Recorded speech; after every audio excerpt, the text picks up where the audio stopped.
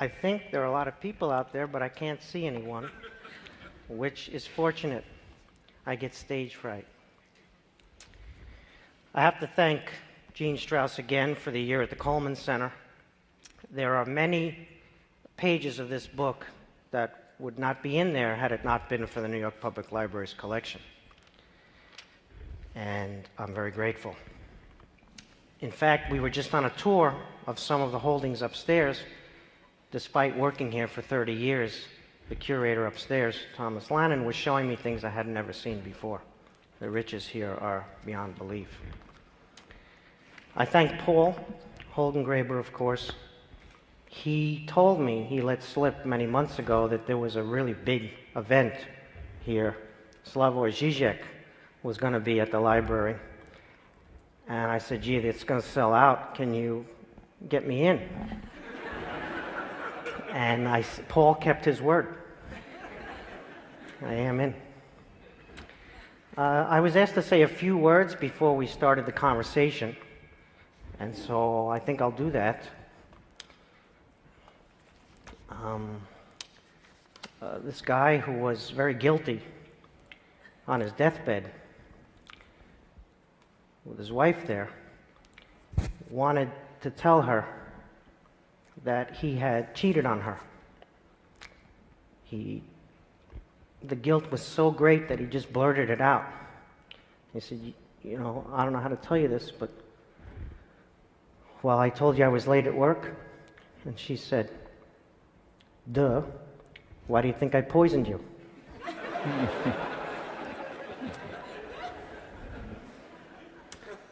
You know how many middle-aged men go out for milk and never come back? Not enough. Not enough.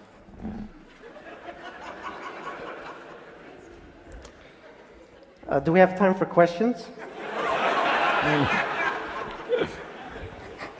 Yes, is your wife here? When you talked, like, when you told the milk story about my family. Yes, she is. Yes, she is here. Or as Joan Rivers liked to say, you know, a man can do what he wants and have as many affairs, but if a woman makes 19 or 20 mistakes, she's a tramp. It's very unfair. Very unfair. Anyway, yes, I wrote this book. And I have to thank Scott Moyers of Penguin Press, because I wrote a book that was almost a book, and because of Scott, it became an actual book. And I'm extremely grateful for that. Ideal editor.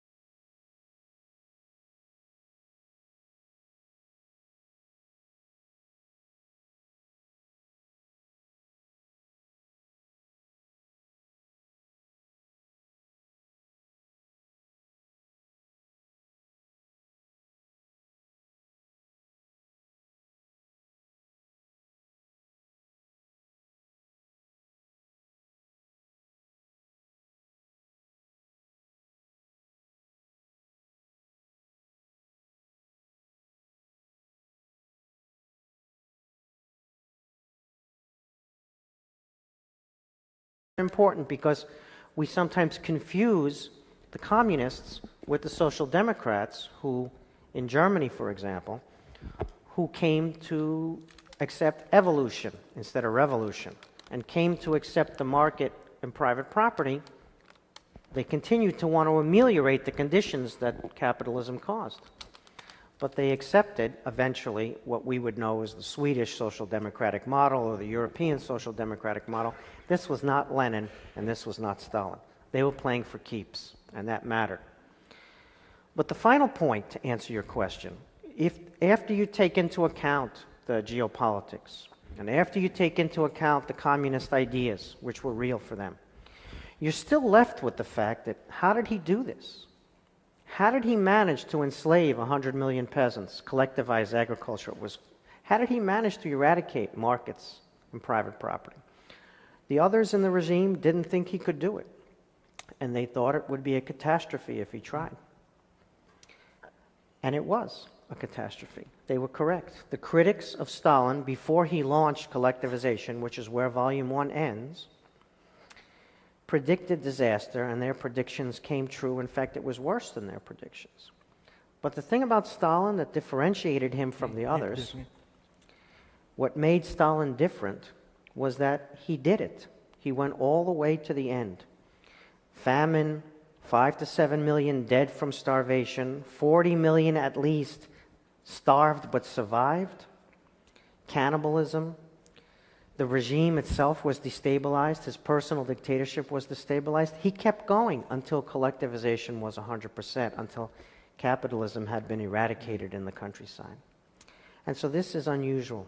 I don't think there was another person inside the regime sharing Stalin's views on foreign policy, sharing Stalin's views on communism.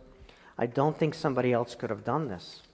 And so, in a way, it's never necessary to kill tens of millions of people. It's never necessary. That's a criminal act. And progress doesn't come from murder, especially on the scale that Stalin engaged in. But from the communist point of view, there was no other way to eliminate capitalism, markets, and private property in the countryside. You see, because voluntary collectivization, as of 1928, the year Stalin made his decision, was 1% of the arable land. It was only the peasants who couldn't farm at all who joined the collectives. And they were 16 households, 17 households on average, 1% of the arable land. There was no voluntary collectivization. There was only coercive collectivization. But if you believe that capitalism is imperialist war, if you believe that capitalism is wage slavery, if you believe that capitalism is injustice and alienation and all the things that they believed in, you try to overcome, transcend Aufhebung of the capitalism. It turned out that the answer was worse than the phenomenon that they were critiquing. Stalinism was worse than the capitalist exploitation. But nonetheless, he was able to pull this off. And that's very unusual. That's his contribution. His contribution was the willpower inside this system to enact this full-scale statization, elimination of markets and private property, which didn't happen in very many places, and nobody thought it was going to happen here, and Stalin, unfortunately, saw it through. So in that sense, his contribution is colossal. He couldn't have done it without the Communist Party. He couldn't have done it without the ideology. He couldn't have done it without the state of siege, so-called capitalist encirclement. He couldn't have done it without millions of young people who wanted to participate in the building of a new world. Many factors played into his ability to do this, but I don't think anybody else in the regime could have managed to go all the way he did. Can I do a counter question? Now, I basically see what you want to say, but I'm a little bit perplexed. In what sense? The way you describe it now, it's just that we had this background of communist ideology shared by all, and Stalin was just going to the end in will and so on. Yes. So, okay, let's play this counterfactual game.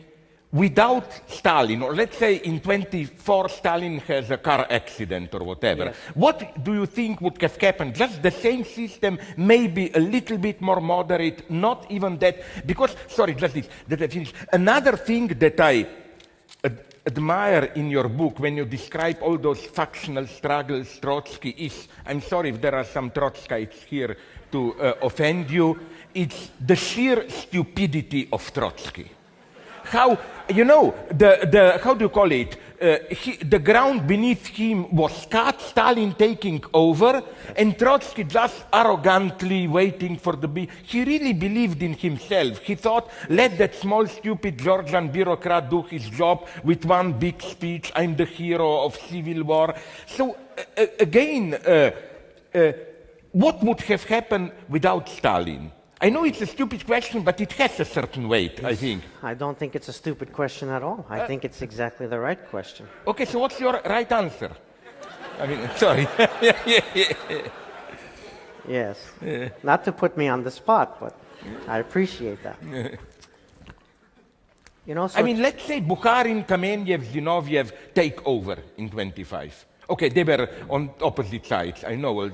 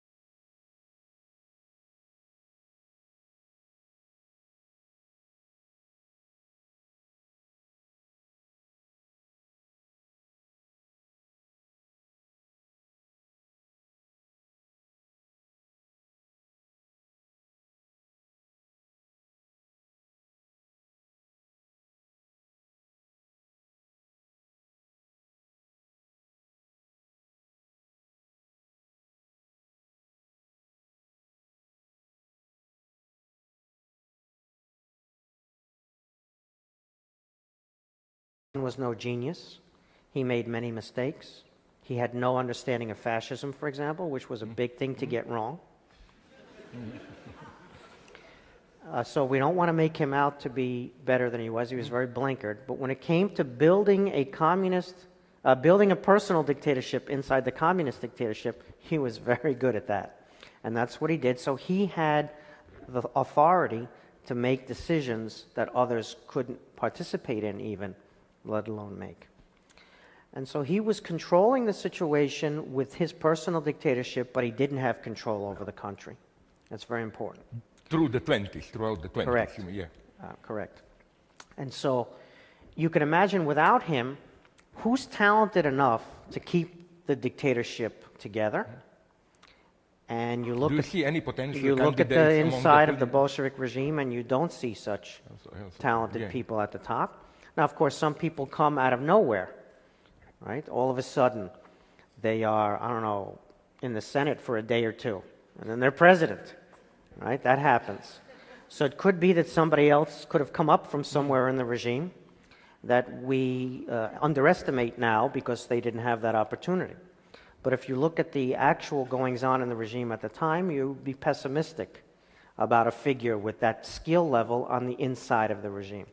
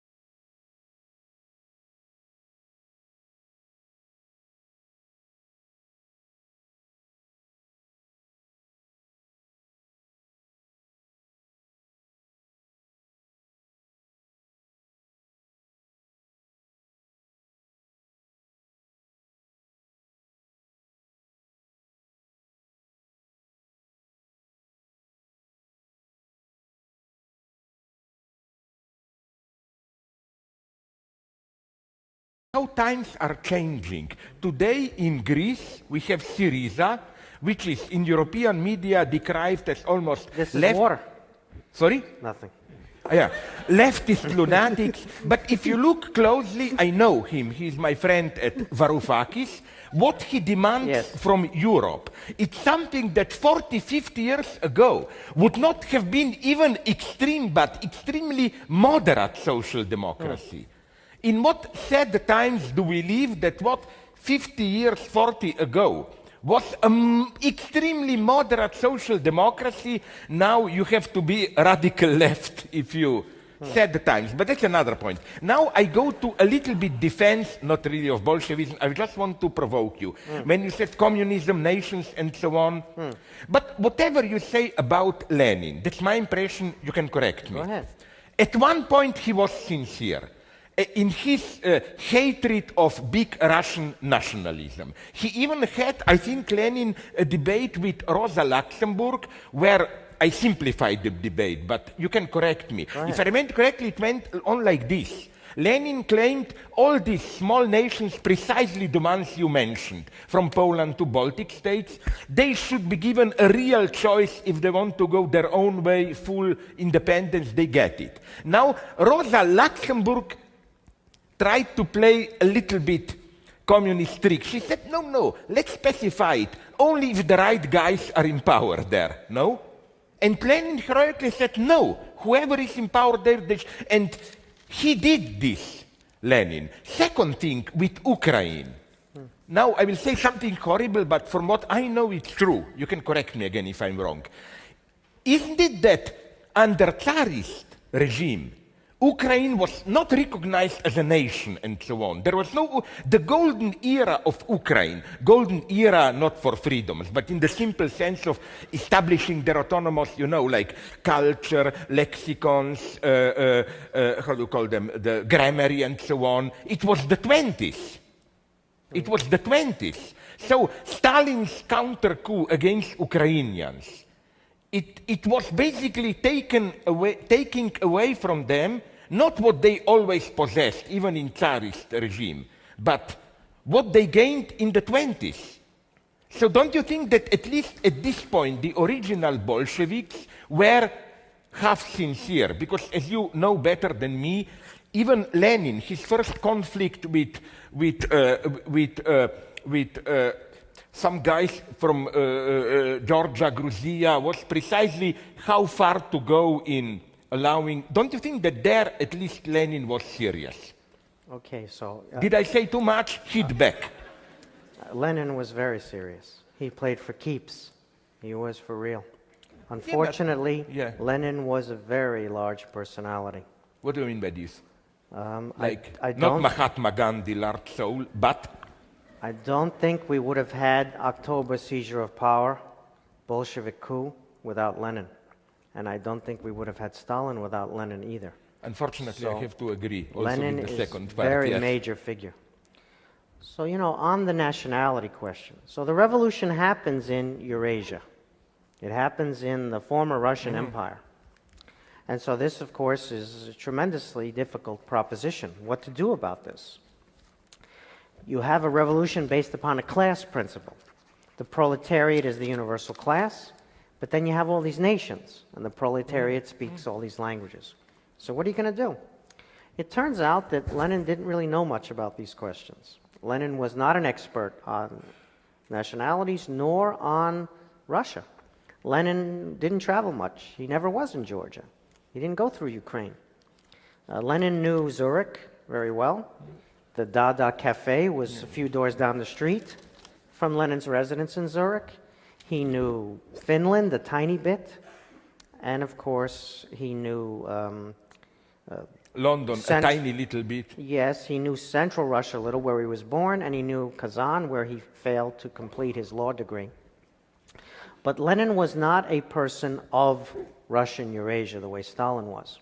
Stalin had significantly deeper knowledge about Russia-Eurasia because he was from the periphery of the empire. And he traveled much more widely through the empire than Lenin ever did. Stalin was an exile in Russia. Lenin was an exile in Europe. And many people hold this against Stalin, that he didn't know Europe, that he was not as smart as Lenin, that he was ignorant. But actually, it turned out to be an advantage when they were having a revolution in Russian Eurasia. It was one of the things I hope the book shows that was an advantage for Stalin in the power struggle. Now, this is a very complicated story of how they got the union of Soviet Socialist republics, what Lenin's ideas were, what Stalin's ideas were, whether they differed or not on these questions. These have been very fraught in the literature, and they certainly wanted to bring a better Lenin, a more flexible Lenin on this. You compared him to Rosa Luxemburg, and she was certainly in complete denial of the importance of nations, in complete denial. Luxemburgism was the extreme in the on the left, and Lenin was much more flexible, willing to allow, once again, tactical retreats, willing to allow a certain amount of concession to nationalism in pursuit of the larger goal, which, of course, is world revolution. Stalin was a little bit more practical than Lenin, and they had a fight. Stalin wanted to form a single state. He wanted to fold. What happened was when the Russian Empire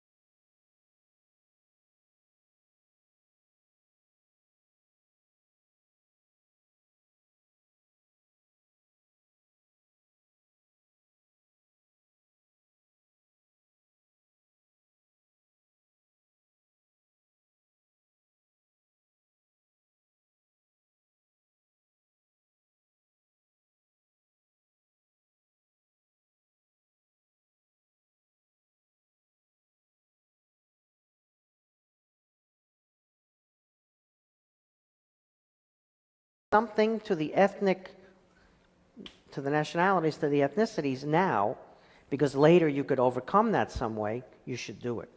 Now let's remember, it was Lenin in 1919, 1920, who forced the invasion of Poland to try to bring Poland back into the fold, to try to retake Poland, reconquer Poland with the Red Army.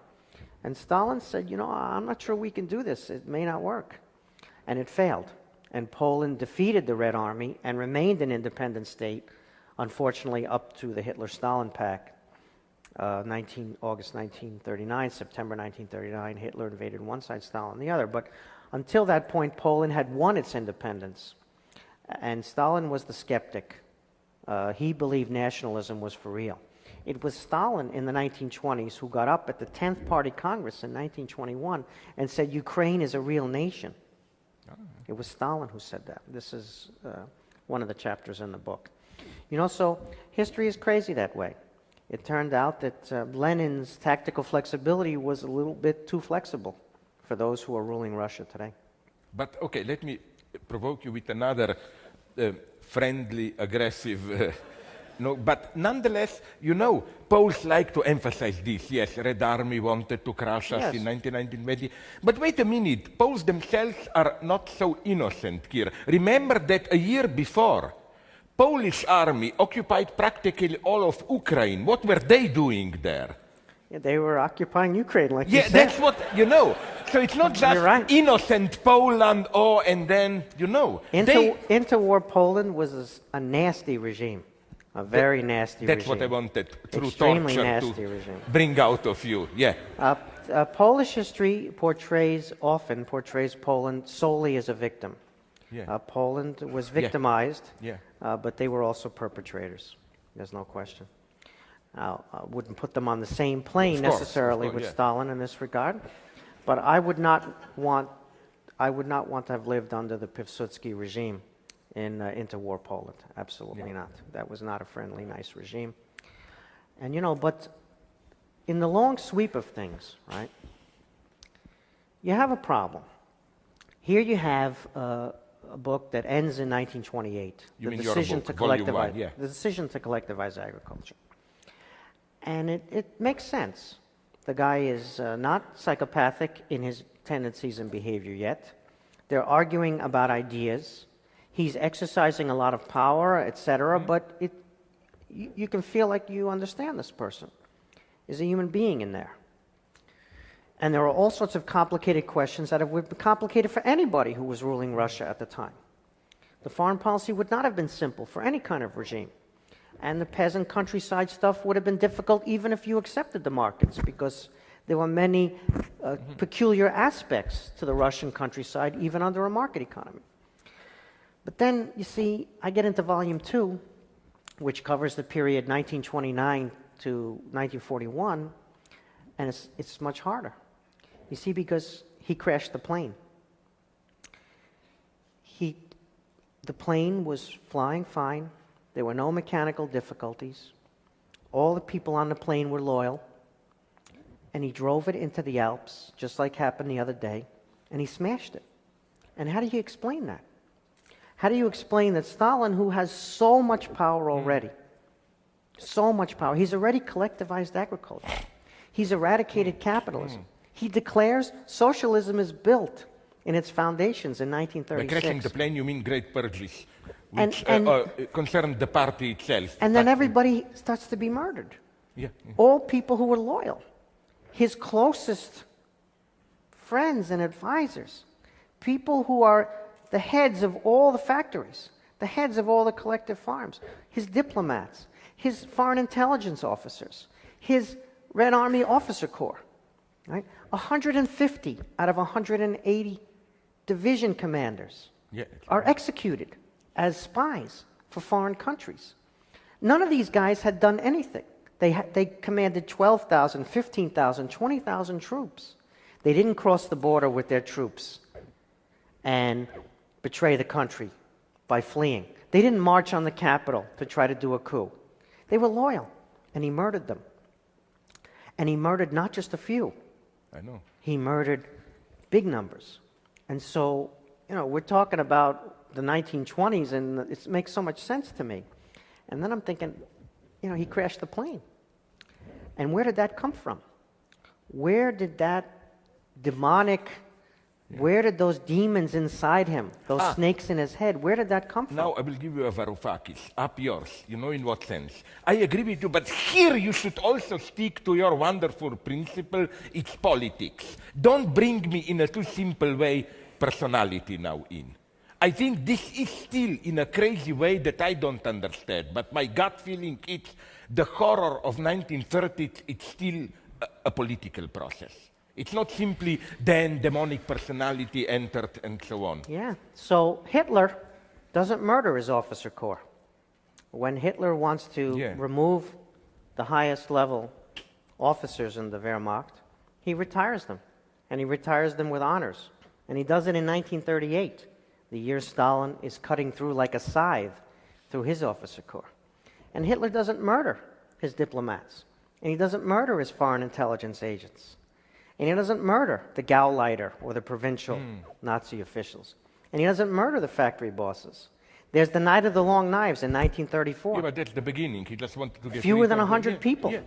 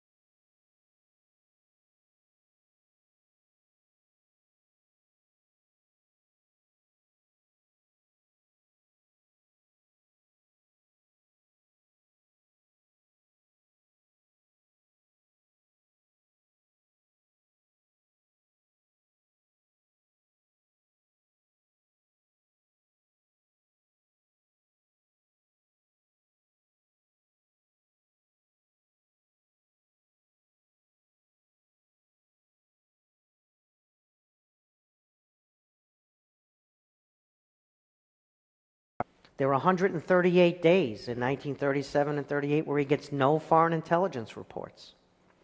He's been getting several every day for years, and they have his pencil marks on them. 138 days blind, no foreign intelligence. He had the best foreign intelligence network the world has ever seen. And after 138 days, he doesn't stop murdering them. This is really perplexing, I got to tell you. It's not easy to figure this out. Totally agree. And sorry, where this comes from and how this is possible.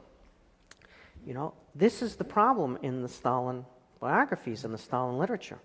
Once you get to this point, then you have to find the answer somewhere before.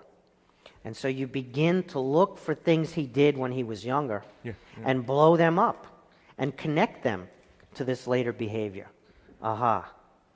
When he put the cat in the microwave, I knew right then that he was going to murder us all. Right? Aha.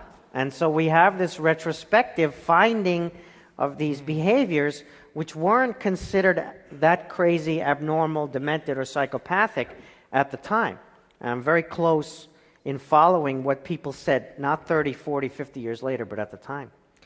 And so, not to go too far with this, but in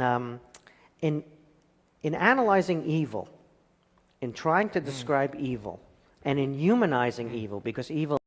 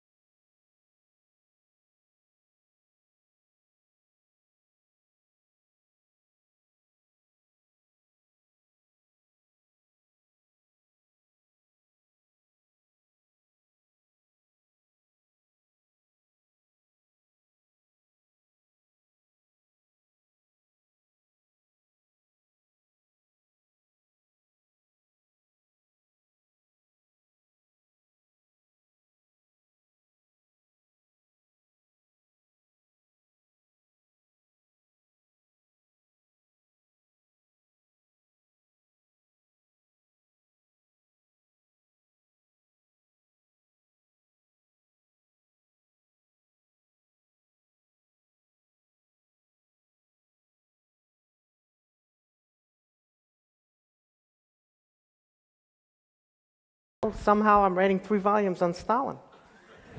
Not to be a psychoanalyst. But do we go to audience questions at this point? What's the protocol? Is there someone from the leadership? Paul? What? I think... The leadership is coming up. What you will do here is you will come up and ask a question which will be about 40 seconds long and which has to be good. So please come up. This is bourgeois in Stalinist times. You know how you did it. You distribute the questions in advance among the. We'll hear some of those too, I hope. Yes, sir. Mr. Kotkin, you said you tried to write more about history, not just focus on Stalin alone. So my question is in this vein. A few days ago, I read a credo by Isaiah Berlin, who, in this credo, he tried to explain how he understands tragedy of 20th century of all those totalitarian regimes.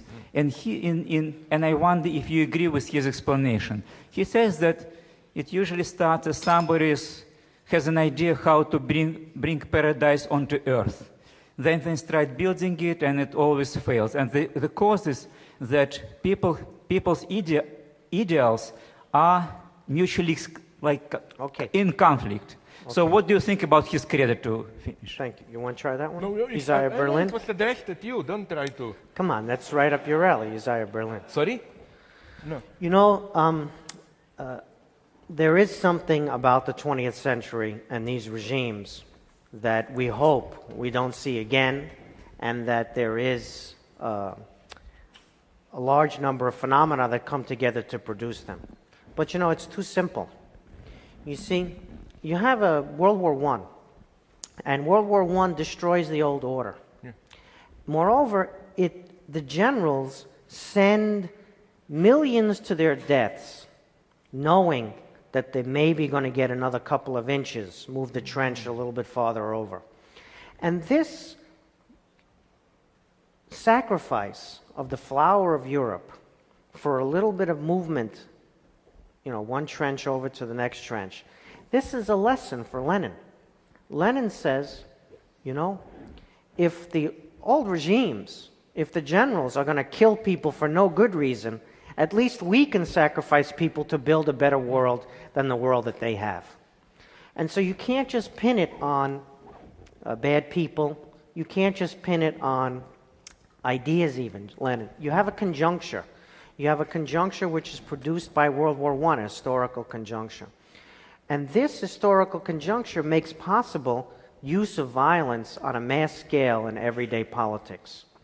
And it produces Lenin, it produces Mussolini, it produces Hitler, and it produces World War II. And so you got to talk about the origins of World War I and what World War I